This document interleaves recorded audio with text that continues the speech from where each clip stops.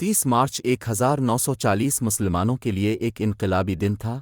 اس دن تمام مسلمان لاہور کے اقبال پارک میں اکٹھے ہوئے تھے۔ کوئی ایک دوسرے کو نہیں جانتا تھا، کسی کا کسی کے ساتھ کوئی خونی رشتہ نہ تھا، بس جو واحد رشتہ تھا، نانی اماں بچوں کو روز رات کو پاکستان کے حوالے سے مختلف کہانیاں سناتی تھیں۔ نانی اماں رات کو اپنے آپ کو گھر کا ایک اہم فرد سمجھتی تھیں، کیونکہ کہانی سننے کے لیے تمام بچے دائرے میں بیٹھ جاتے اور بڑے غور سے کہانی سنتے۔ روز کی طرح بچوں نے کہانی کی ضد کی۔ نانی اماں خوش ہو کر بولیں، اچھا سناتی ہوں، چلو بچوں بتاؤ کس موضوع پر سناؤں کہانی۔ نانی نے اپنی بات مکمل ہی کی تھی کہ اتنے میں آواز آئی، نانی نانی۔ ہاں ناصر بولو نانی، ہمیں 30 مارچ پر کہانی سنائے۔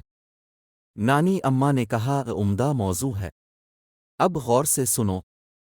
پاکستان اسی دن وجود میں آ گیا تھا جس دن ہندوستان میں پہلے ہندو نے اسلام قبول کیا تھا۔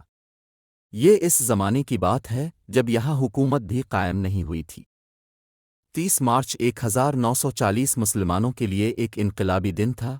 اس دن تمام مسلمان لاہور کے اقبال پارک میں اکٹھے ہوئے تھے۔ کوئی ایک دوسرے کو نہیں جانتا تھا، وہ بھائی چارے کا تھا، اس میں صرف مسلمان ہی تھے، اور ان سب کا ایک ہی خواب تھا، وہ تھا ایک الگ آزاد ریاست، اور وہ اپنے دین کے مطابق زندگی گزرنا چاہتے تھے۔ اللہ تعالیٰ نے یہ ریاست ہم مسلمانوں کو پاکستان کی شکل میں دی۔ اس انقلاب میں سب نے ایک ہی مطالبہ کیا تھا کہ انہیں ایک الگ وطن ملے۔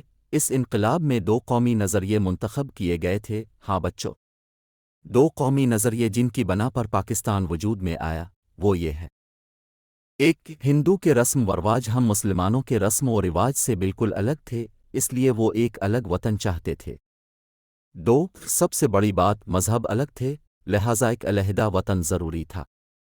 نانی نانی کر کے ایک آواز آئی۔ نانی اماں نے کہا، ہاں بولو بلال۔ نانی، یہ 30 مارچ کس بات کی نشاندہی کرتا ہے؟ نانی اماں نے کہا، اچھا سوال ہے، بے صغیر میں یہ قرارداد تاریخ میں بہت اہمیت رکھتی ہے۔ 23 مارچ ہمیں ان تمام عظیم رہنما اوہے اور مسلمانوں کی یاد دلاتا ہے جنہوں نے اس پاک وطن کے لیے اپنی جان قربان کر دی تھی۔ انہوں نے اپنا سب کچھ دے دیا اور اپنے ملک کے لیے ایک مضبوط بنیاد بنانے کا وعدہ کیا، اور شاید یہی وعدہ آخری امید تھی۔ بچوں، ضروری بات یہ ہے کہ ہمارا ملک اسلام کے نام پر بننے والا پہلا ملک ہے، اور اس کا نظریہ بھی بالکل پاک اور اسلامی تھا۔ اس زمانے میں کوئی سندھی، بلوچی، پنجابی اور پٹھان نہ تھا، کوئی الگ نہ تھا۔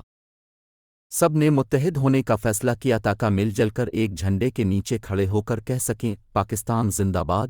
مجھے یہ کہتے ہوئے بہت تکلیف ہو رہی ہے کہ آج ہم سب بٹ گئے ہیں اور ہم اپنے ملک کے لیے کام نہیں کر رہے بلکہ اپنے اپنے امکانات کے لیے کام کر رہے ہیں۔ سارا نے کہا، نانی، ہم اس کو کیسے مناتے ہیں اور ہم ملک کے لیے کیا کر سکتے ہیں؟ نانا اماں نے سراہتے ہوئے کہا، اچھا سوال ہے سارا، لاہور میں اقبال پارک ہے، جس جگہ یہ قرارداد پیش کی گئی، اس جگہ کو یادگار بنانے کے لیے 1960 میں مینار پاکستان کی تعمیر شروع ہوئی۔ اسلام آباد میں باقاعدہ پریڈ ہوتی ہے، اور پاکستان آرمی، نیوی اور ایئر فورس سبھی اس میں حصہ لیتے ہیں۔ بچوں یاد رکھو، تعلیم ہی ہمارے ملک کی کامیابی کا راز ہے۔ یوں دی ہمیں آزادی کی دنیا ہوئی حیران، اے قائد اعظم، تیرا احسان ہے احسان۔